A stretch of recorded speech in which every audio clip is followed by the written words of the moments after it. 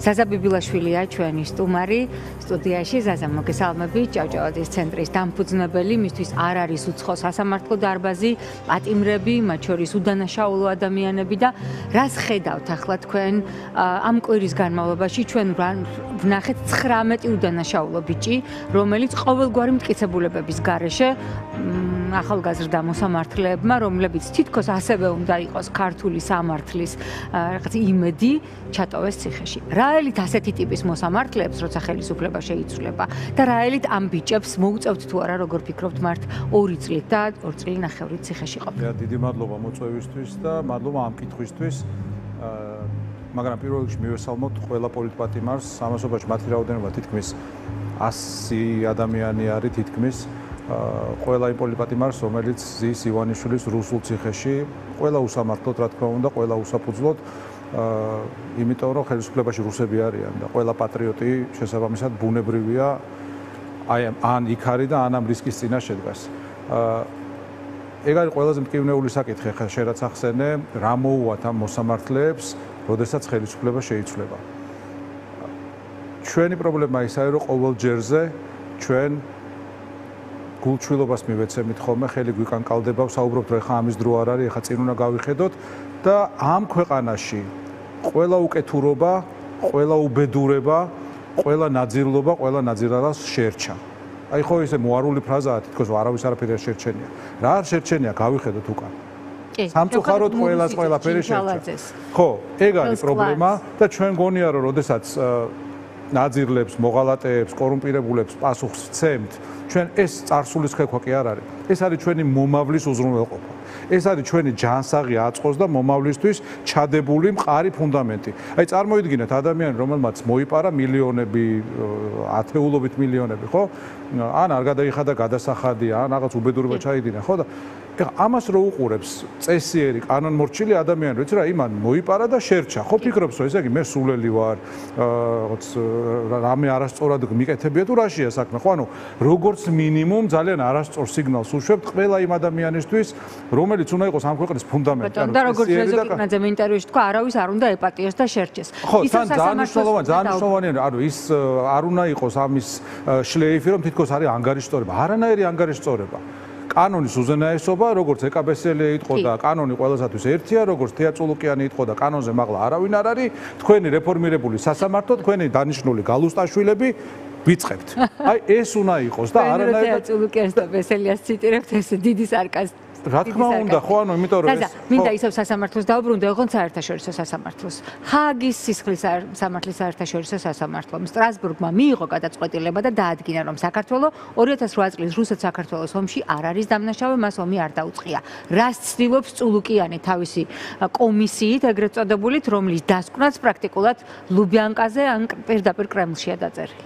ხო, რა თქმა უნდა, ეს არის, როდესაც ვსაუბრობთ ეგრეთ წოდებულ ქართულ ოცნებაზე, ყველანაირი კითხვა ქრება და ყველაფერი თავის ადგილას ლაგდება, თუ გავითვალისწინებთ იმას, რომ ეს არის რუსეთი. ანუ რას გააკეთებდა საქართველოში რუსეთი, იმას აკეთებს ეგრეთ წოდებული ქართული ოცნება. ანუ ჯანსაღ ადამიანს ხო გონებაში არ ეშვება მსგავსი რამ, ხო არ გაუჩნდება, დაებადება ასეთი აზრი, რომ საკუთარი სამშობლო დაადანაშაულოს რამეში. დამნაშავე რო იყოს, წარმოიდგინე სამშობლოა შენი, ხო? მართლა რაღაცაში რო იყო მტყუანი, ყველაფერი უნდა გააკეთო, რომ ამას ისე მიხედო, რომ რაიმე გარეზიანი არ მიიღო. საერთაშორისო სასამართლოებმა დაადგინა, რომ არ არის დანაშაული. საერთაშორისო სასამართლო რა ადგინა, კაცო, ჩვენი ქვეყანაა, ხო აგერ ეს თავიდან ატრიალებს საქმეს. სამართლებრივად აღიარებულია, ყველანაირად დადგენილია და შენ ხსნი იმას, რაც უკვე დახურულია, გამოძიებულია, დადგენილია და ხსნი იმ მიზნით, რომ დაადანაშაულო შენი ქვეყანა. ამას პასუხი მხოლოდ იმ შემთხვევაში აქვს, თუ მიუხვდებით, რომ ეს მათი ქვეყანა არ არის. ეს არის ოკუპირებული ქვეყანა რუსების მიერ და ისინი არიან დღეს ზუსტად იმავე როლში, რა როლშიც იყო 100 წლის წინ სერგო ორჯონიკიძე. ზაზა, ამავე დასკვნაში წულუკიანი ამბობს, რომ გადატრიალება მოხდა 2003 წელს, ვარდების რევოლუცია იყო და მის შემდგომი ხელისუფლება არალეგიტიმური, ანუ რას ცდილობს? მოდი აქაც დავსვათ კითხვა. ეს არის რეჟიმი, რომელიც გვეუბნება, რომ ხავერდოვანი რევოლუცია რომელმაც საქართველოში დაასრულა სიბნელე, შიმშილი, უგზობა, კრიმინალი, კორუფცია, უბედურება, 13-14 ლარიანი პენსია, მკვლელობები, გატაცებები და ასე შემდეგ, აი რომელმაც ეს დაასრულა ხალხური რევოლუცია იყო. მაგრამ შევარდნაძე პუტჩით მოსული სისხლიანი პუტჩი დამტრიალებელი პრეზიდენტის მკვლელი იყო ლეგიტიმური. აი ამას გვეუბნებიან, ხო? ვიმეორებ, ანუ ეს არ არის აი კარგის და ცუდის თემა კი არ არის. ეს არ არის აზრის განსხვავება, რომ აი შენ განსხვავებული აზრი გაქვს და შენ ისე ფიქრობ, ანუ არსებობს რაღაცეები, რაც საყოველთაო კონსენსუსის საგანია თავმოყარე ნორმალურ ადამიანებში, ქართველებში. შეუძლებელია თქვა, რომ სისხლიანი პუტჩი, შეიარაღებული გადატრიალება იყო კარგი და ხავერდოვანი რევოლუცია იყო ცუდი. ეს შეიძლება გააკეთოს მხოლოდ წულუკიანმა. ეს შეიძლება გააკეთოს მხოლოდ იმან, ვინც ემსახურება მტერს. და ნუ ადამიანურ დონეზე შეიძლება არ უნდა ვაფასებდეთ, მაგრამ შეუძლებელია ადამიანი, რომელსაც თამოყარეობა აქვს, რომელსაც საკუთარი თავი არ ეზიზღება, აი ამხელა ბოღმით და ღვარძლით იყოს მოტივირებული, როგორც ისინი. მე მგონი, რომ მას არავინ არ უყვარს ბიძინა ივანიშვილის გარდა, არც საკუთარი თავი და არც შთამომავალი. არც ივანიშვილი არ უყვარს, მას მხოლოდ ანუ მე არ მგონია, რომ ადამიანს და ამ ადამიანებს სიყვარულის განცდა ძალუძს საერთოდ. ისინი მხოლოდ ზიზღით და ღვარძლით არსებობენ, ეზიზღებათ საკუთარი თავი, ეზიზღებათ საკუთარი ქვეყანა, ეზიზღებათ მათ წინამორბედები, იმიტომ რომ ისინი მდგარი წარმატებული აღიარებული ხალხი იყო და ესენი არარაობები არიან, რომელსაც მათივე პარტნიორები არ ეპატიჟებიან და არ ართმევენ ხელს, ხო, ჩინეთის მაგალითია ბოლო არიქა ჩინეთში რაღაც გავჭერით კანალიო და არც დაპატიჟეს. ის კი არა რომ რაღაც აი უბრალოდ აი მასოვკაში არ დაპატიჟეს. ჩინეთს ისეთი საქართველო, რომელიც იზოლირებულია სამყაროს გამო, საქართველო როგორც აბრეშუმის გზის მონაკვეთის სერიოზული ნაწილი, როგორც ფანჯარა. ძალიან დეტალია ახლა გარდა იმისა, რომ შეიძლება ეს აბსოლუტურად მართალია და ესეც არის, მაგრამ ხა თავმოყარი ლიდერები არიან, ხო, პოლიტიკოსები არიან. ხო, ეგეც არის. ანუ ამას წინათ საუბრობდით, რომ ჩვენ ისტორიაში ყავდა ზვიად გამსახურდია, ყავდა შევარდნაძე, იოსელიანი, კიტოვანი, ნეგატიურები, მაგრამ ტიპები რა, აი რაღაცას აკეთებდნენ, აფუჭებდნენ, სააკაშვილი, მის გარშემო მყოფი ადამიანები, რომლებიც თვითონ იყვნენ ფიგურები. და 2012 წლიდან აი ივანიშვილმა და რუსებმა მოიყვანეს ხალხი და უარესობისკენ მიდის ეს ტენდენცია, რომლებიც საერთოდ არაფერს არ წარმოადგენენ. ხო, როგორ უნდა შეხვდეს ჩინეთის ლიდერი, როგორ უნდა შეხვდეს ყაველაშვილს ახლა, ხო, ანუ ადამიანს რომელსაც შვილი გაეროში უშვებენ. ანუ გაეროში ისეთია, გაეროში კაცსამიების გამოსულან იმიდან მაგ ტრიბუნიდან, ნუ ისეთი ტრიბუნა არის, სადაც ყველას ეკუთვნის. ხო, მაგრამ ის ხომ ჩვენს ქვეყანას წარმოადგენს, საზა. ჩვენ ხო ბევრი გამოსვლა გვინახია გაეროს გენერალურ ასამბლეაში, მათ შორის იმ პრეზიდენტების, რომელსაც არ ვეთანხმებოდით, მაგრამ ვამაყობდით, რასაც ამბობდა. აი, ყობახიძე რო გამოვიდეს, ბევრად უკეთეს რამეს ცვლის. არაფერს არ ცვლის. მაგას ვამბობ ზუსტად, ანუ მაგიტო არ ეპატიჟებიან არსად ყველაფერთან ერთად ანტიამერიკელები, ბნელები, სხვა ქვეყანას წარმოადგენენ და ყველაფერთან ერთად ისაა, რომ როიცი რომ ანუ ის კაცი, პუტინი ივანიშვილსაც არ უშვებს და ივანიშვილი კი არა, ივანიშვილი უშვებს თავისი რაღაც კარისკაცს რა, აი ხა სერიოზული ხალხია, ხო? ყველა მიმართულებით. ალიევი გინდა, ერდოღანი გინდა, ერდოღანიც იმიტომ შეხვდა, რომ ისეთი თემები გახსნა, რომლებიც საქართველოს ეროვნული ხელისუფლების პირობებში დახურული ქონდა თურქეთთან. როგორც არის ეგრეთ წოდებული თურქი მესხების თემა. დახურული იყო ეს თემა და იგზნო ერდოღანმა, რომ ეხა არის საშუალება, რომ არარაობებს რაღაცა გამოსტაცო, გამოსტყუო, იმიტომ რომ ამათ ერთადერთი ის ადარდებს, რომ სურათზე გამოჩნდა და ხელი ჩამომართვან. რომ ვითომ ლეგიტიმაცია მაქვს, აი ეს მესეჯი რო ქონდეთ, ხო და ამასობაში ისეთ საკითხებს ძრავს და ისეთ საკითხებზე ლაპარაკობს, რომელშიც მისთვის ეროვნული ინტერესების საგანია, ხო? ეს არის ჩვენი ტრაგედია და ეხა ბუნებრივია წინა ეთერშიც და წინა რესპონდენტსაც ეკითხებოდით, გამოსავალი სად არის და მე მგონია, რომ ხალხი არის ძალიან მზად იმისთვის, რომ აი ამ რუსულ ჭირს, ამ უბედურებას წერტილი დაუსვას.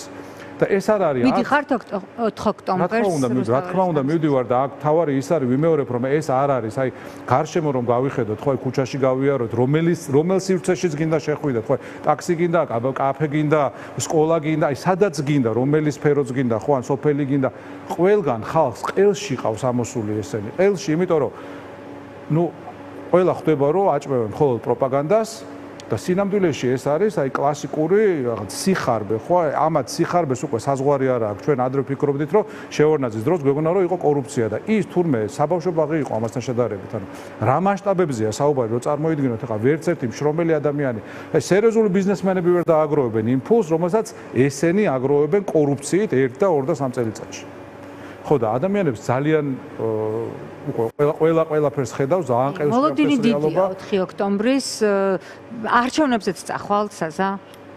ეს სერიოზული კითხვაა? არა, შეიძლება მიხვიდეთ გადახიოთ ბიულეტენი. მიფიქრია ამაზე, რა უნდა ვქნა 4-ში დი. არჩევნებზე ნამდვილად არ წავალ, იქნება პირველი არჩევნები, რომელზეც არ წავალ, იმიტომ რომ ეს არ არის არჩევნები. არჩევნებს ხო უნდა ქონდეს რაღაც მიზანი, ხო? ანუ არჩევნები არის რაღაც დემოკრატიულ სახელმწიფოში, ან რაღაც ნახევრად დემოკრატიულ სახელმწიფოში შეჯიბრებითობის მომენტია, ხო? რომ ან შენ მოიგებ, ანუ წინასწარ განსაზღვრული არის შედეგი, აბსოლუტურად ყველაფერი წინასწარ არის დაწერილი. რა იქნება და როგორ იქნება. საზოგადოების დიდი ნაწილი, მე ვიტყოდი, ამ არჩევნებზე არ წავა, იმიტომ რომ ყველა ის მიზეზი, რომლის გამო წინა არჩევნები, საპარლამენტო არჩევნები არ გამოცხადდა ლეგიტიმურად, ისევ სახეზეა და იმ მიზეზებს დაემატა კიდევ ბევრი. დამკვირვებლები არ იქნებიან, სამოქალაქო სექტორი პრაქტიკულად გაანადგურეს, მედიას აღჭობენ, ახალი დრაკონული კანონები მიიღეს და ამ ვითარებაში ხა არჩევნებზე წასვლა, ვიმეორებ, მიზანი ვიკითხოთ, ხო რა არის, რომ ვერ მოვიგებთ, იმიტომ კი არა რომ დემოკრატიულად არ გვეკუთვნის მოგება, არამედ იმიტომ რომ ის ითვლის, რა სტალინური მეთოდია, იმ ოთახში სადაც ხმებს ითვლიან, მარტო ეგენიზიან, რასაც უნდა იმას დაწერენ. თუმცა 4 ოქტომბერი ადარდებს თვითონ ხელისუფლებასაც და უკვე ისმის მუქარები. ხო, ხა მუქარა ცხადია, იმიტომ რომ ესენი არიან შეშინებული ვირთხებივით, ძალიან კარგად იციან და მე მგონი ბატონო მუხაზეც საუბრობდა. სუსტია ახლა ქართული ოცნება? შიდა დაპირისპირება ისტორიულ მაქსიმუმზეა, ეს ძალიან მნიშვნელოვანია. ერთი რაც აერთიანებთ არის დანაშაულში თანამონაწილეობა. მათ ძალიან კარგად იციან რა აქვს ჩადენილი. გარედან თითქოს მონოლითური ჯგუფი ჩანს, ერთი წავიდა, მეორე მოიყვანეს და იჭერენ პოლიტპატიმრებს, კობახიძემ დინარაძეს აქვს მთელი ძალაუფლება. დაპირისპირება ვის შორის მიმდინარეობს? დაპირისპირება არის, ძალიან სერიოზული დაპირისპირებაა შიგნით და გარედან რაც ჩანს რა, ეხა ჩვენ გვისაუბრია იმაზე, რომ თუ რამე უვარგა ოცნებას, ჩვენ და სამწუხაროდ არის პროპაგანდა და პიარი, ხო? მონოლითურად აქვს მართლა ეს შეკრული, არის რაღაც სხვადასხვა შრეზე და სხვადასხვა სიხშირეზე. მაგრამ ამბები ჟონავს, ხო? ხო, რაღაცები ჟონავს, მაგრამ ანუ ის სურათი, რომელიც ჩანს TV ნაძეჟდაზე, არ არის რეალური სურათი, ხო? სინამდვილეში სხვა რაღაცა არის, ყველაფერი მათ შორის თქვენი ტელევიზიის საგამოძიებო ჟურნალისტიკის მხარე ძალიან ძლიერია და იქიდანაც სხვა თუ არაფერი იკვეთება თუ რა რეალური სურათი. ივანიშვილის ხუილად არ ჩავიდოდა მოსკოვში, როგორც ამბობენ, ნოდარ მელაძის შაბათმა გამოიძია, იქ არ იყო კონკრეტულად ივანიშვილი დასახელებული, მაგრამ ყველა ფაქტი მოასწავებს, ისე არის გასაიდუმლოებული ეკიპაჟის ბორტის წევრები, რომ იქ იყო ივანიშვილი. ხო, არ ამიკვირდება ნამდვილად. რა შეიძლება დასჭირვებოდა მას 6 საათიანი ვიზიტი მოსკოვში? უჭირს, ვინაიდან უკვე ხავსებღა უჭებიან, იგივე მეგობარი აქტი არის დღის წესრიგში და როგორც ხედავთ, ანტიამერიკული შემოbrunება ამაზე ერთი კაცი იპოვეს, ერთი ადამიანი იპოვეს, რომელსაც მაღალი ალბათობით კორუფციულად გააკეთებინეს ის, რომ ამ აქტის დაჩქარებული წესით განხილვა გადაიდო. თუმცა არსად არ წასულა ეს აქტი და აუცილებლად დაბრუნდება დღის წესრიგში. უბრალოდ ეს მოასწავებს იმას, რომ ძალიან ტკივად, მათ შორის აგერ ეს კორუმპირებული ჩინოვნიკები იძულებული არიან ბანკებიდან გამოიტანონ თანხები და ქეშად შეინახონ მუთაკებში მილიონები, იმიტომ რომ სხვაგვარად ყველაფერი რისკის ქვეშ არის, ხო? ამასთან გვაქვს საქმე და დღეს რეალურად ივანიშვილის მილიონი აქვს ნახტი ფულის. კი, ამას გულისხმობდი. კი, საინტერესოა, ალბათ სახელმწიფო დანაზოგია მისი, ხო? საიდან მილიონზეა ხალხო საუბარი, ანუ უბრალოდ რომ გავაცნობიეროთ. წარმოუდგენელი.